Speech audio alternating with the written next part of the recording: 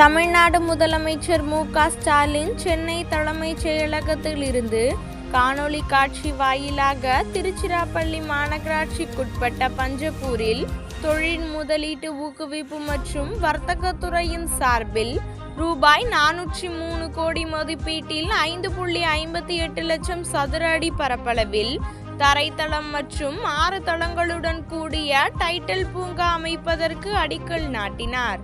தொடர்ந்து திருச்சிராப்பள்ளி பஞ்சப்பூரில் நடைபெற்ற விழா நிகழ்வில் மாவட்ட ஆட்சித்தலைவர் பிரதீப்குமார், மாநகராட்சி மேயர் அன்பழகன், மாநகராட்சி ஆணையர் சரவணன், சட்டமன்ற உறுப்பினர்கள் சவுந்தரபாண்டியன், பழனியாண்டி ஆகியோர் பங்கேற்று குத்துவிளக்கேற்றி வைத்து டைட்டில் பூங்கா அமைய உள்ள இடத்தினை பார்வையிட்டனர்.